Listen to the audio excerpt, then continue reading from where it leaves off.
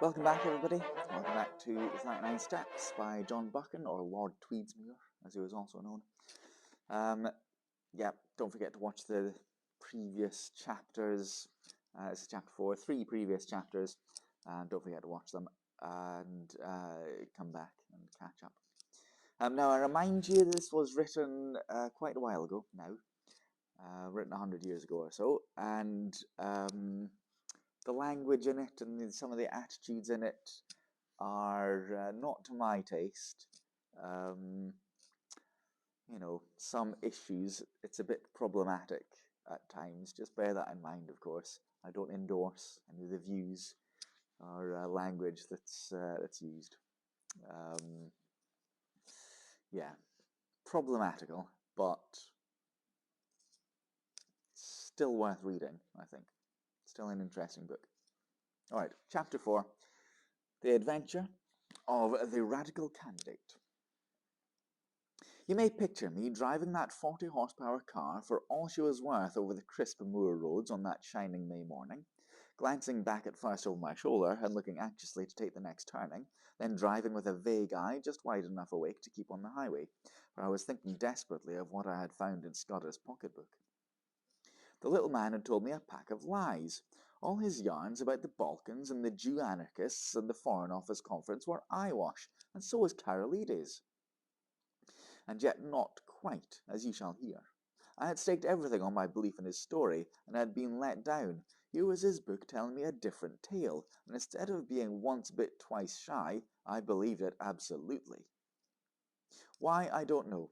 It rang desperately true, and the first yarn, if you understand me, had been, in a queer way, true also in spirit. The 15th day of June was going to be a day of destiny, a bigger destiny than the killing of a dago. It was so big that I didn't blame Scudder for keeping me out of the game and wanting to play a lone hand. That, I was pretty clear, was his intention. He had told me something which sounded big enough, but the real thing was so immortally big that he, the man who had found it out, wanted it all for himself. I didn't blame him. It was risks, after all, that he was chiefly greedy about. The whole story was in the notes, with gaps, you understand, which he would have filled up from his memory. He stuck down his authorities too, and had an odd trick of giving them all numerical value, and then striking a balance, which stood for the reliability of each stage of the yarn. The 4 names he had printed were authorities, and there was a man, Ducrosne, who got 5 out of a possible 5, and another fellow, Amersfoort, who got 3. The bare bones of the tale was all there was in the book. These, and one queer phrase which occurred half a dozen times inside brackets. 39 steps was the phrase, and yet its last time of use it ran, 39 steps, I counted them, high tide, 10:17 p.m. I could make nothing of that. The first thing I learned was that it was no question of preventing a war. That was coming as sure as Christmas had been arranged, said Scudder, ever since February 1912. Carolides was going to be the occasion. He was booked all right, and was to hand in his cheques on June 14th, 2 weeks and 4 days from that May morning. I gathered from Scudder's notes that nothing on earth could prevent that. He talked of Epirot guards that would skin their own grandmothers, as was all bilio. The second thing was that this war was going to come as a mighty surprise to Britain. Carolides' death would set the Balkans by the ears, and then Vienna would chip in with an ultimatum. Russia wouldn't like that, and there would be high words, but Berlin would play the peacemaker and pour oil on the waters, till suddenly she would find a good cause for a quarrel, pick it up, and in 5 hours let fly at us. That was the idea, and a pretty good one too. Honey and fair speeches, and then a stroke in the dark. While we were talking about the goodwill and good intentions of Germany, our coast would be silently ringed with mines, and submarines would be waiting for every battleship. But all this depended on the third thing, which was due to happen on June the 15th. I would never have grasped this if I hadn't once happened to meet a French staff officer coming back from West Africa who had told me a lot of things. One was that, in spite of all the nonsense talked in Parliament, there was a real working alliance between Britain and France. and the two general staffs met every now and then and made plans for joint action in case of war. Well, in June, a very great swell was coming over from Paris, and he was going to get nothing less than a statement of the disposition of the British Home Fleet on mobilization. At least I gathered it was something like that. Anyhow, it was something uncommonly important. A little sip of water. But on the 15th day of June, there was to be others in London, others at whom I could only guess. Scudder was content to call them collectively the Black Stone.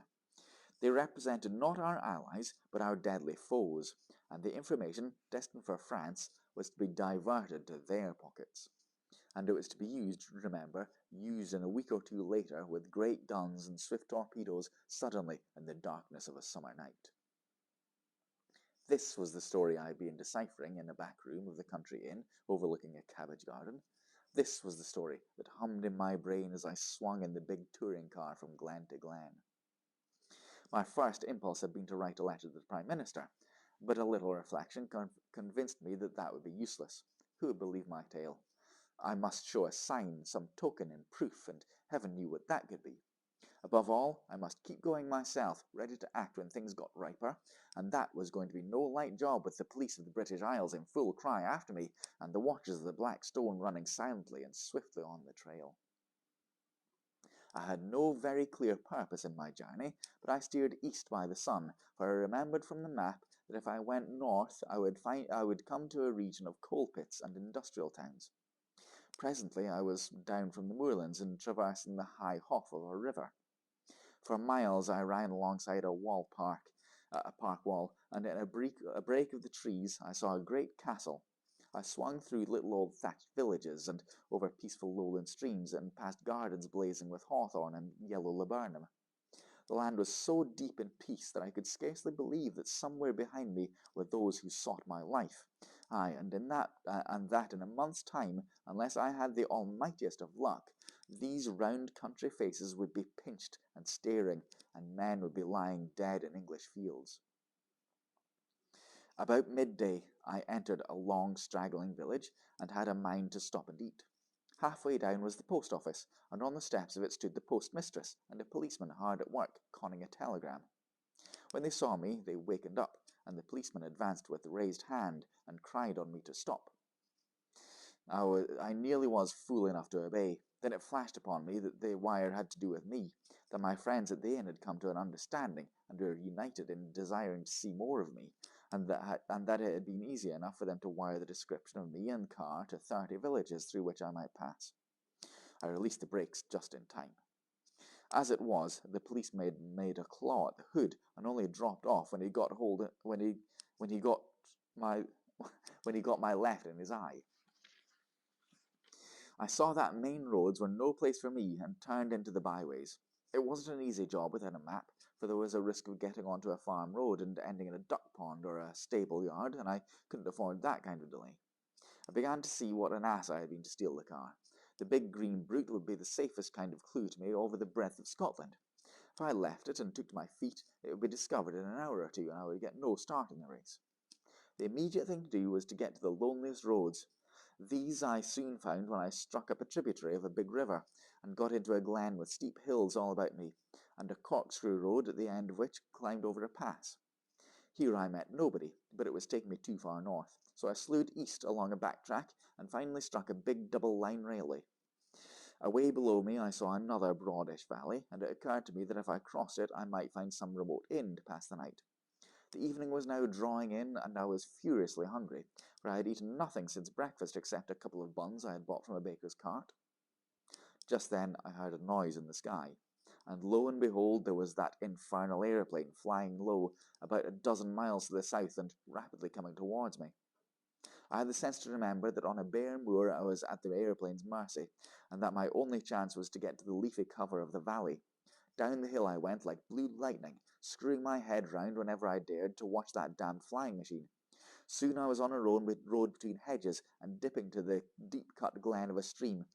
Then came a bit of thick wood where I slackened my speed. Suddenly on my left I heard the hoot of another car, and realized to my horror that I was almost upon a couple of gateposts through which a private road debouched on the highway. My horn gave an agonized roar, but it was too late. I clapped on my brakes, but my impetus was too great, and there before me a car was sliding athwart my course. In a second there would have been the deuce of a wreck. I did the only thing possible and ran slap into the hedge and on the right, trusting to find something soft beyond. But I was mistaken.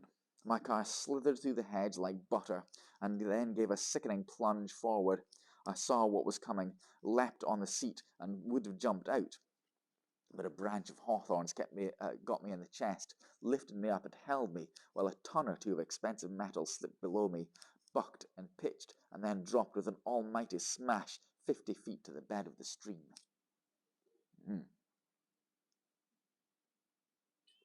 Slowly that thorn let me go. I subsided first onto the hedge, and then very gently onto the bower of nettles.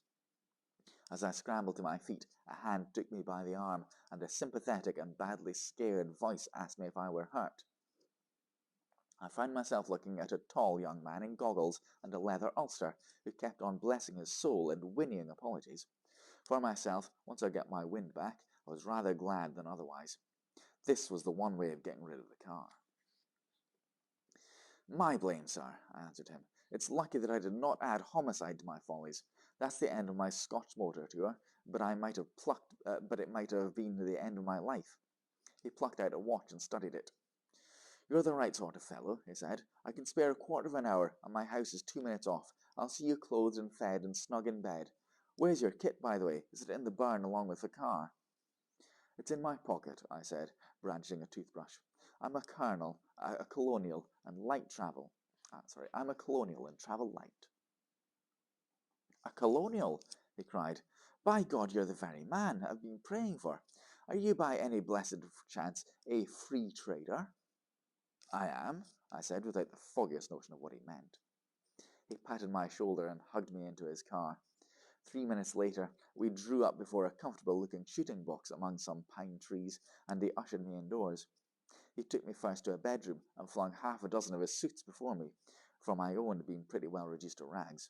I selected a loose blue serge, which differed most conspicuously from my former garments, and a borrowed linen collar. Then he hailed me to the dining room, where the remnants of my meal stood on the table, and announced that I had just 5 minutes to feed. You can take a snack in your pocket, and we'll have supper when we get back. I've got to be at the Masonic Hall at 8 o'clock, or my agent will comb my hair. I had a cup of coffee and some cold ham while he yarned away on the hearthrug. You find me in a deuce of a mess, Mr. By the way, you haven't told me your name. Twisden? Any relation of old Tommy Twisden of the 60th? No? Well, you see, I'm a Liberal candidate for this part of the world, and I had a meeting on tonight in Brattleburn, that's my chief town, and an infernal Tory stronghold.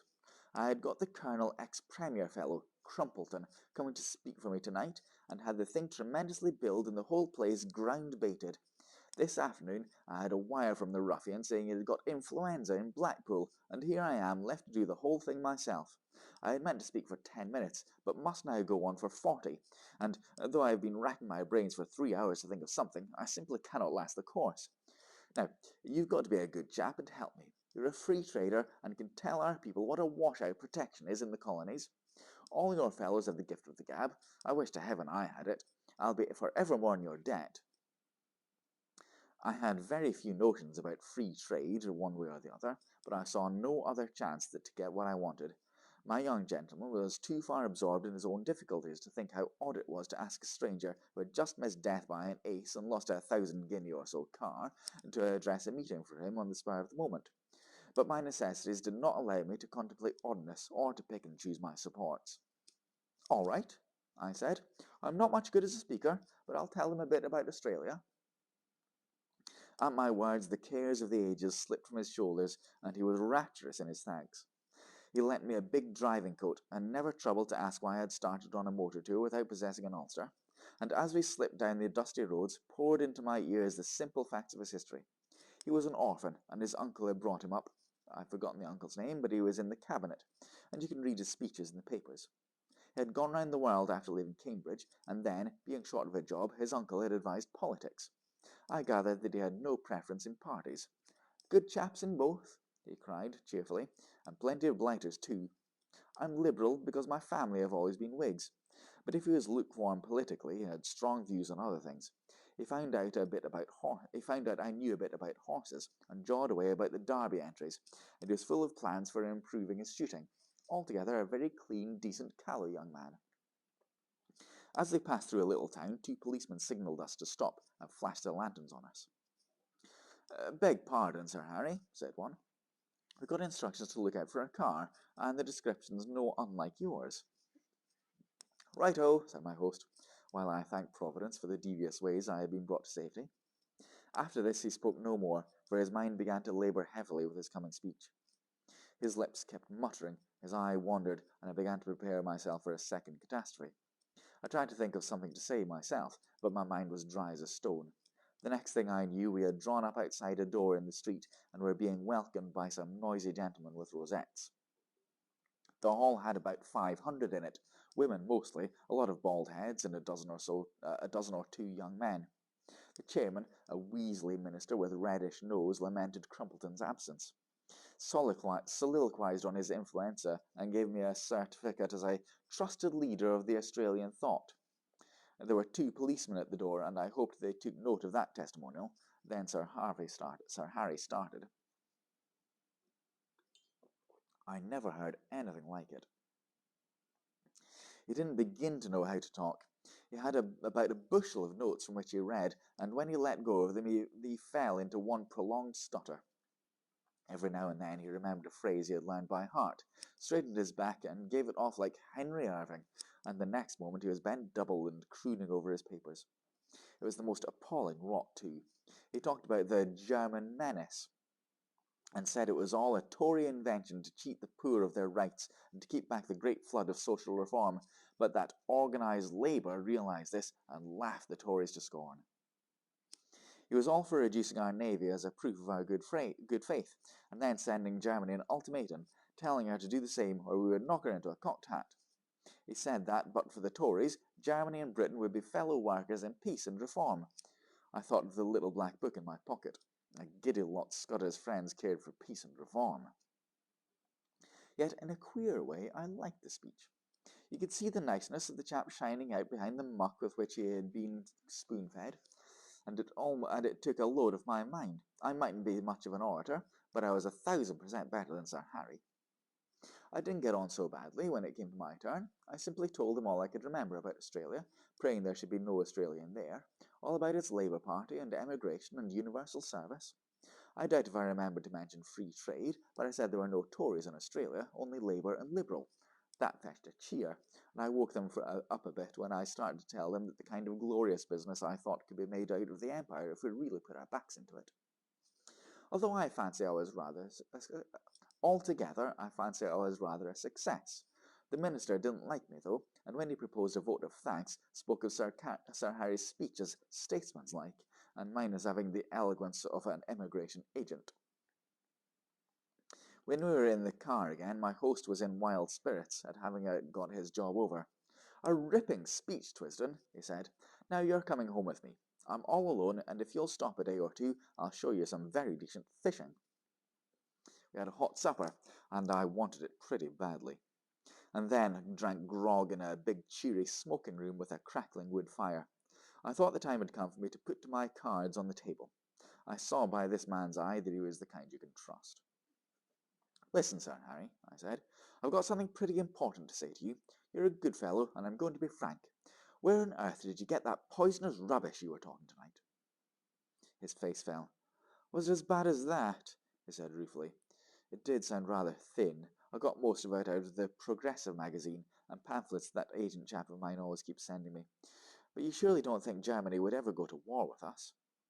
Ask that question in 6 weeks and it won't need an answer, I said. If you give me your attention for half an hour, I'm going to tell you a story. I can see yet that bright room and the deer's heads and the old prints on the wall, Sir Harry standing restlessly on the stone curb of the hearth, and myself laying back in the armchair, speaking. I seemed to be another person, standing aside and listening to my own voice, and judging carefully the reliability of my tale. It was the first time I had ever told anyone the exact truth, so far as I understood it, and it did me no end of good, for it straightened out the thing in my own mind. I blinked no detail. He heard all about Scudder and the milkman and the notebook and my doings in Galway. Presently he got very excited and walked up and down the hearthrug. So you see, I concluded, you have got here in your house the man that is wanted for the Portland Place murder. Your duty is to send your car for the police and give me up. I don't think I'll get very far. There'll be an accident and I'll have a knife in my ribs an hour or so after the arrest. Nevertheless, it's your duty as a law-abiding citizen. Perhaps in a month's time you'll be sorry, but you'll have no cause to think of that. He was looking at me with bright, steady eyes. What was your job in Rhodesia, Mr. Hannay? He said. Mining engineer, I said, and I've made my pile cleanly, and I've had a good time of it in the making of it. Not a profession that weakens the nerves, is it? I laughed. Oh, as to that, my nerves are good enough. I took down a hunting knife from the stand on the wall and did the old Mashona trick of tossing it up and catching it in my lips. That wants a pretty steady heart. He watched me with a smile. I don't want proof. I may be an ass on the platform, but I can size up a man. You're no murderer, and you're no fool, and I believe you are speaking the truth. I'm going to back you up. Now, what can I do? First, I want you to write a letter to your uncle. I've got to get in touch with the government people sometime before the 15th of June. He pulled his moustache. That won't help you. This is Foreign Office business, and my uncle would have nothing to do with it. Besides, you'd never convince him. No, I'll go one better. I'll write to the permanent secretary at the Foreign Office. He's my godfather, and one of the best going. What do you want? He sat down at the table and wrote to my dictation. The gist of it was that if a man called Twisden, I thought I had better stick to that name, turned up before June the 15th, he was to be treated kindly. He was to entreat him kindly. He said Twisden would prove his bona fides by passing the word Black Stone and whistling Annie Laurie. Good, said Sir Harry. That's the proper style. By the way, you'll find my godfather. His name's Sir Walter Bullivant, down at his country cottage for Whitsuntide. It's close to Artonswell, on the Kennet. That's done. Now, what's the next thing? You're about my height. Lend me the oldest tweed suit you've got. Anything will do, so long as the colour is the opposite of the clothes I destroyed this afternoon. Then show me a map of the neighbourhood and explain to me the lie of the land. Lastly, if the police come seeking me, just show them the car in the glen. If the other lot turn up, tell them I caught the South Express after your meeting. He did, or promised to do, all these things. I shaved off the remnants of my moustache, and got inside the ancient suit of what I believe is called a heather mixture. The map had given me some notion of my whereabouts, and told me the two things I wanted to know: where the main railway to the south could be joined, and what were the wilder districts near at hand. At 2 o'clock, he wakened me from my slumbers in the smoking-room armchair, and led me blinking into the dark, starry night. An old bicycle was found in a tool shed and handed over to me. First turn to the right, up by the long firewood, he enjoined. By daybreak you'll be well into the hills. Then I should pitch the machine into a bog and take to the moors on foot. You can put in a week among the shepherds and be as safe as you were in New Guinea. I pedalled diligently up steep roads of hill gravel till the skies grew pale with morning. As the mists cleared before the sun, I found myself in a wide green world with glens falling on every side and a faraway blue horizon. Here, at any rate, I could get early news of my enemies. End of chapter. Another interesting meeting. Another person who we trust completely and who helps him out and shows him directions. Remarkable. All right. Well, again, let me know what you think. And don't forget to watch previous chapters before this. Oh, no point telling you that now, is there? Watch the next chapter, I suppose. We're roughly halfway through, I guess. About halfway through. Chapter 5 of 10 next. Alright, thanks for watching again. See you next time. Bye-bye.